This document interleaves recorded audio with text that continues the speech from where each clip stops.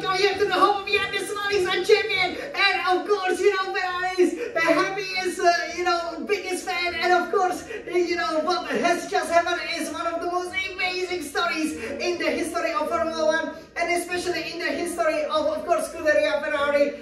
And you can hear the song, right? In the background. Can you recognize it? Do you know which song is it?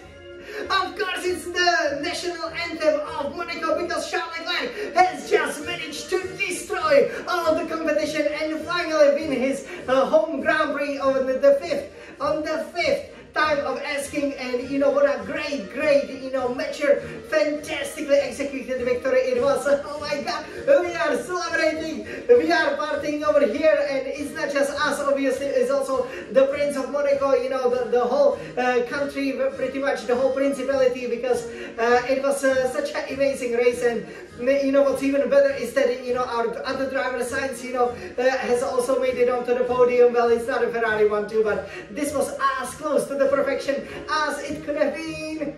So nice! So we've just enjoyed over here the national anthem, obviously, of Monaco. I hope you like this very special addition to this wonderful race reaction. And of course, what we will then do is, of course, then take a look at all of the race, because again, this was a fantastic executed race. And we are just over the moon. What we can say, it was very simple. Planted on pole position, lead from the lights off to the finishing straight, and get that all exclusive Monaco Grand Prix victory. So how did it come about? Obviously in Monaco it's all about qualifying, and Leclerc was absolutely fantastic in qualifying. He was flying around the shortest track on the Formula 1 calendar, and once he put it on pole position, he had a margin of about 2/10, a little bit less than that from Piastri. We knew that, because it's also Piastri, that it's gonna be relatively easy, because again, he will be risking one of his best results with Sainz there at third.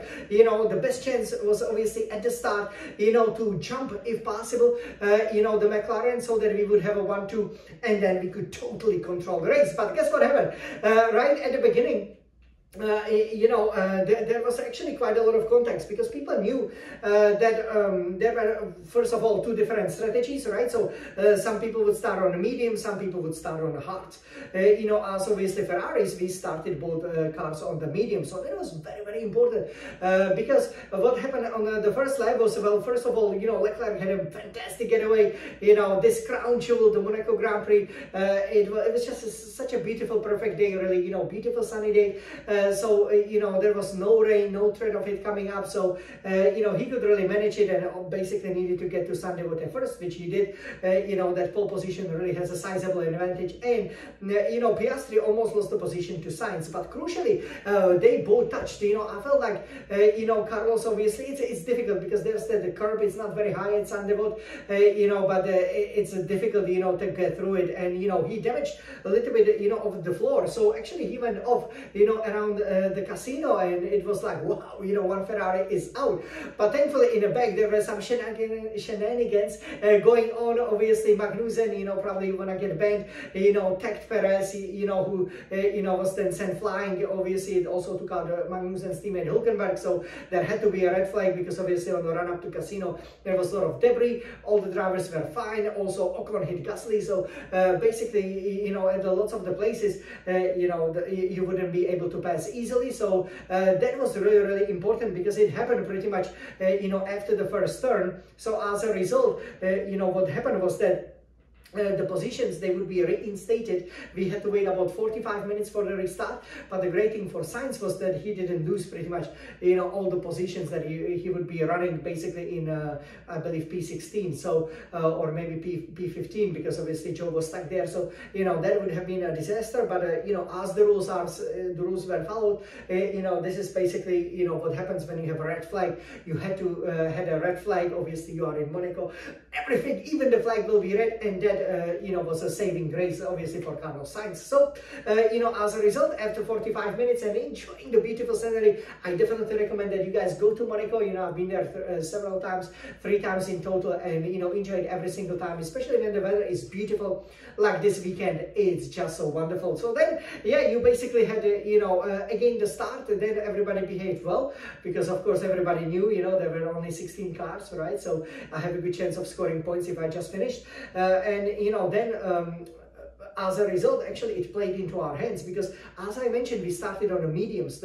Both Ferraris and McLarens, you know, we started on the mediums just like they did, and then both Mercedes and obviously with Verstappen 5th, 6th, 7th, they started on the hards. So they had to switch to the mediums, we had to switch to hards, and it's possible to do the full distance in Monaco on the hard tire, less so on a medium, but Russell proved that it's definitely possible if you go as slow as a snail.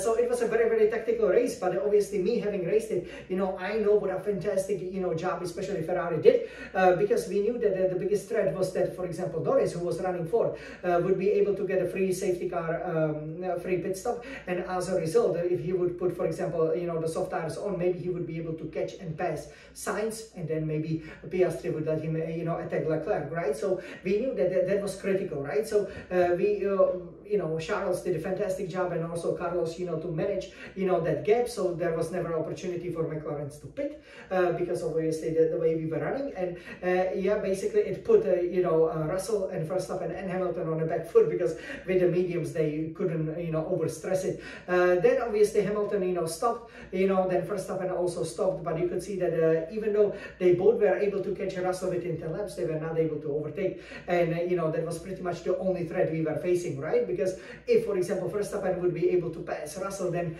maybe he could, you know, come behind Norris, maybe then could he go through, but probably not. So overall, you know, once the red flag win, it was pretty much, you know, to do 75 laps, right? Because the first lap was already kind of half complete, then there would be a formation lap, so that was the second lap, and the third one, so 76 laps, you know, or the hard tire, and you know, Leclerc had so much pace, you know, at the end, that he was then able to pull up almost 8 seconds, you know, from Piastri, and yeah, we were, you know, almost crying. It was so emotional, obviously, because he had so much bad luck, especially in 2021, started on pole position twice, didn't win, and now finally he won the Monaco GP.